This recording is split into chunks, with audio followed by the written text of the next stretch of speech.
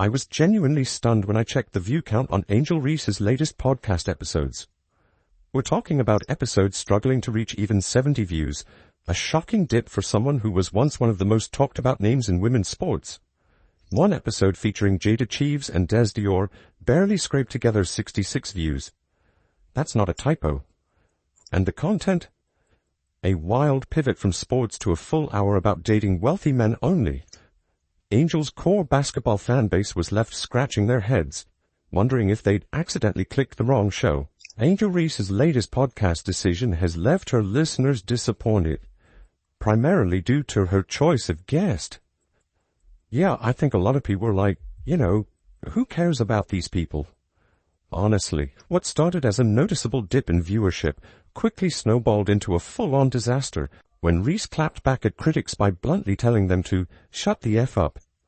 It wasn't just tone-deaf, it poured gasoline on an already smoldering fire.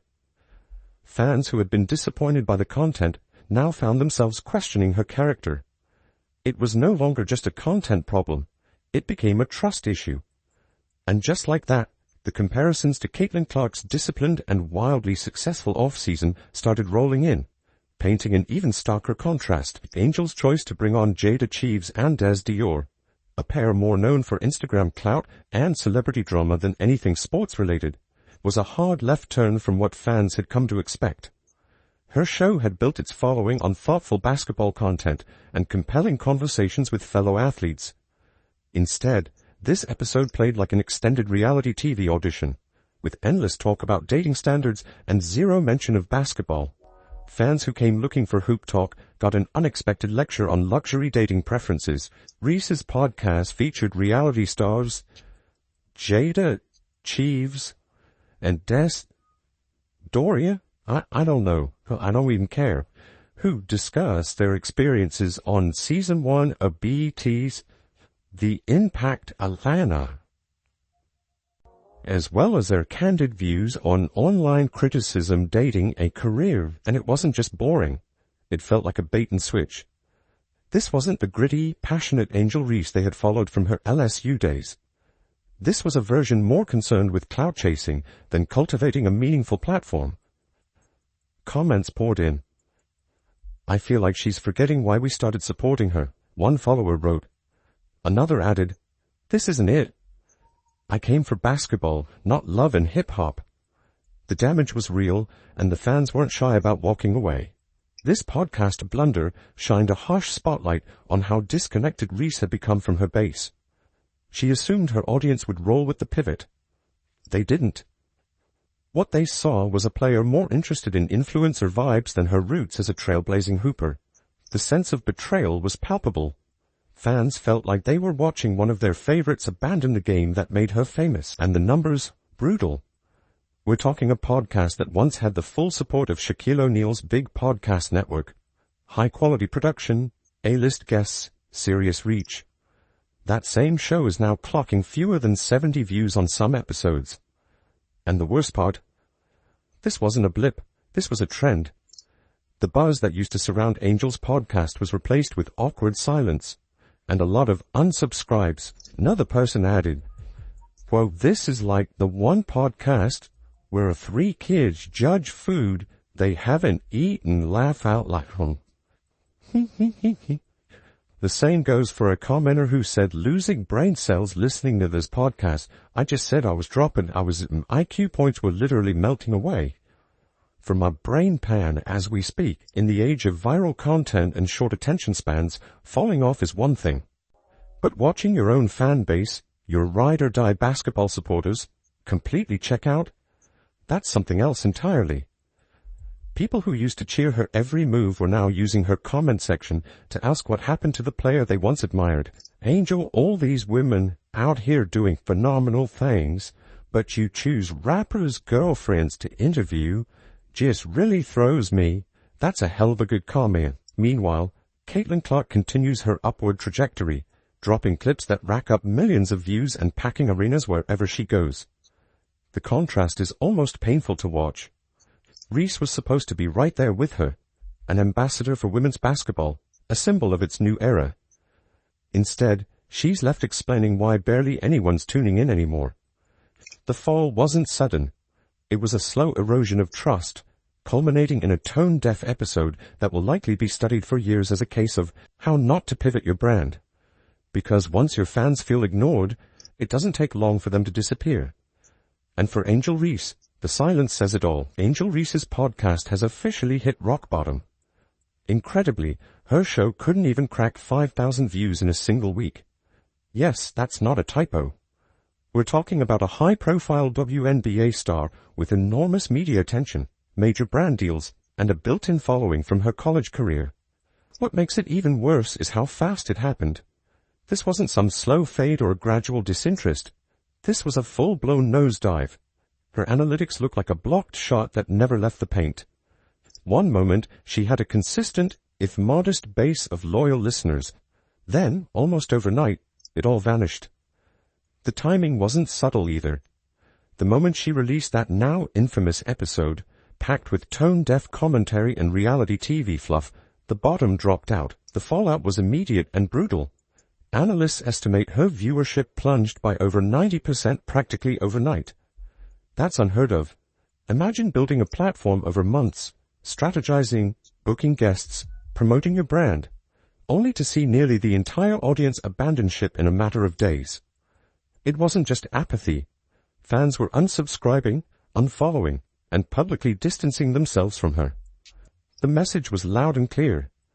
They felt betrayed, even with the backing of Shaquille O'Neal's big podcast network, slick editing, and premium production value. It wasn't enough to save the show. All the resources in the world can't fix a creator's disconnect from their core audience. And that's what this truly comes down to. Angel misunderstood what her fans wanted.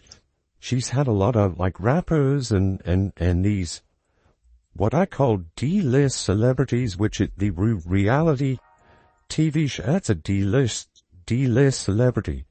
They're not an actual celebrity, really and truly. Now, it's not like they won American Idol, right? These numbers don't lie. They scream.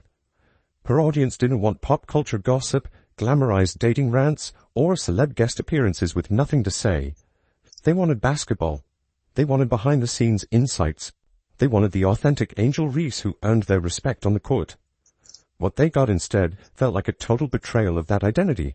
A social media user left a harsh comment, wrote the least informative podcast on earth.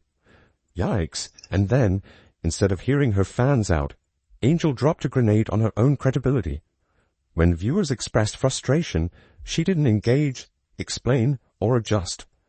Nope. She snapped back on Twitter with the now infamous, "Shut the F up." Those 4 words turned an already bad look into a full-blown PR meltdown. Think about it. She had every opportunity to pivot gracefully, acknowledge the feedback, maybe say she was trying something new, and promise more basketball-focused content. It would have been simple damage control.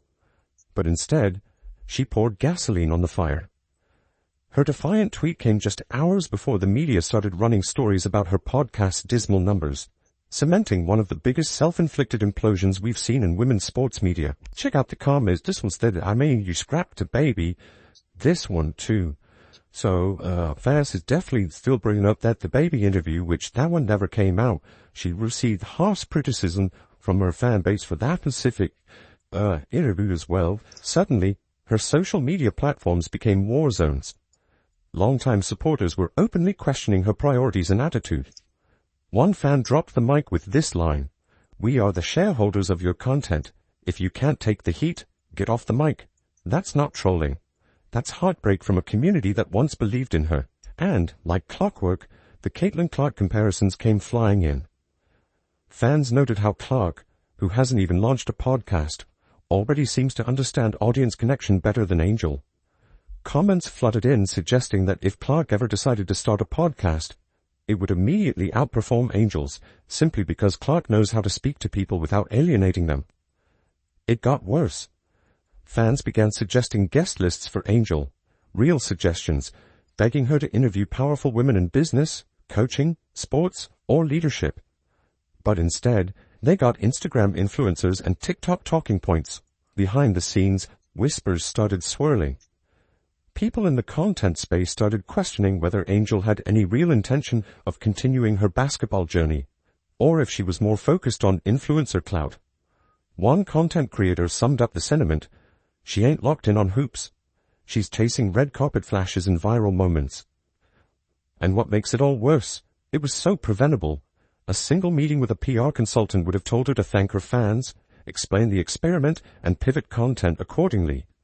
Instead, she decided to burn the bridge with a blowtorch. And you too, go subscribe at your own damn peril at this point. I mean, that's saying something when, look, you gotta go seek out her podcast on an app, then subscribe to it, decide you want to listen to it, and then you've made it this far, and you're like, nah, I'm tapping out of this horse shit. It's terrible. The true damage here isn't to her podcast performance, it's to her brand.